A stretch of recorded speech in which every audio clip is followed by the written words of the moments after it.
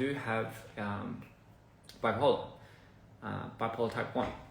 And for those who don't know what bipolar is, it's a condition that for some, they say everyone has a bit of bipolar in them, which is you experience your ups and lows. However, those who have bipolar, they have a more radical chance of experiencing a higher high and a lower low in a short amount of time.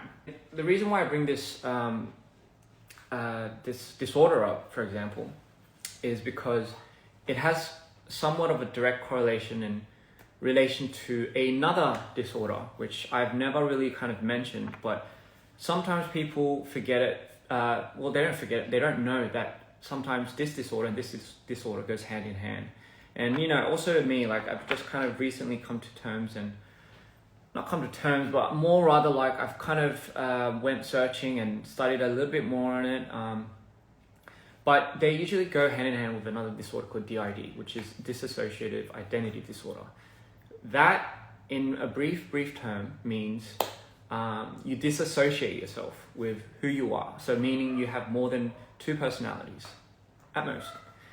So why would people do that? Why would you want to disassociate yourself? I don't think it's more of a want. It really does come from trauma. You know, whether I think the majority is trauma in childhood.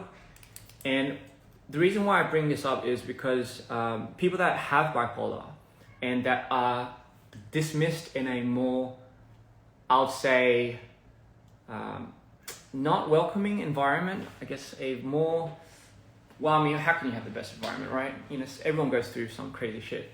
But I'm just saying this because someone that has severe ups and downs tend to then disassociate themselves with their extreme highs and extreme lows.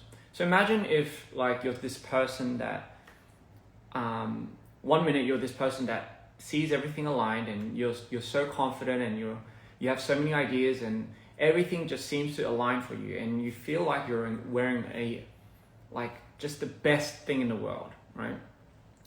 And then the next minute you feel like you just want to go jump off a bridge because it's such a contrast. And I'm just saying this because it is an emotion and it is a thought that a lot of people might have during this disorder. You can't really explain it. It's very hard to explain. But saying this, it's like looking at yourself in the mirror then constantly. You tend to forget who you are at a certain point in time. Especially if you're in your manic state and you go through a certain trauma. People that also do have bipolar then tend to get it mixed up. So they disassociate themselves because they don't want to be a version of themselves that have to deal with certain trauma. That's kind of where I'll lay this out as a background. So it's something that people deal with. It's a real thing. And you might ask, what's the closest reference for like DID and such and such and such? Well, conceptually, I think films have already tried doing it. Things like Split. I think it's Split. Was it called Split? Oh, yes, something like that. We have someone at 31 identities. I mean, that's kind of more an emphasis. Not an emphasis, sorry. That's more exaggerated. Obviously, because it's a movie, you know, and that's what I'm doing right now too. But so putting that out there, what does this have to do with all my concepts? So I started this journey, this music video. No, sorry, not music, but music as an artist. I decided the minute I start making music or being an artist, I kind of needed it to be something very personal. So something that I could very well relate to and something that I could kind of do the utmost for other people in the world.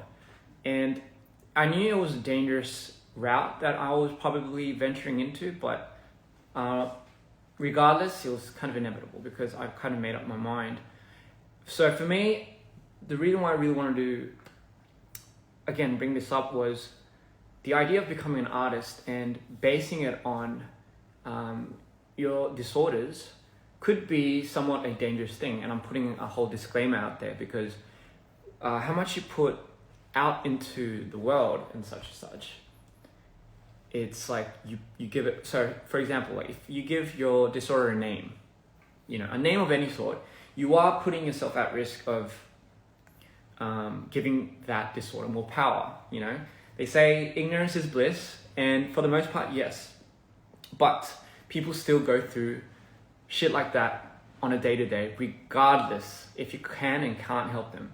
And a lot of times people mistake that for, it puts a lot of people into, I guess the people around you, they kind of suffer the most, but they will never understand to a certain extent how much you go through.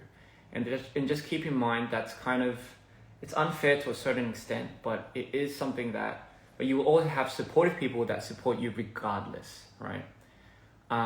So now, the minute I started naming my lows and my highs, because ever since I was a kid, I think I was very fortunate enough to be very exposed to imagination, right? So I've always had a very extreme high and extreme low ever since I could remember, actually. So I think DID really does start at an early age, but if you go through a certain trauma, you tend to block out your experiences. Hence, you disassociate yourself with the version you are when you go through something extremely traumatic, and you tend to forget. Well, you block that part out, right? So I've been doing that my whole life, pretty much. And obviously bipolar doesn't really help with that, because you do get it mixed up.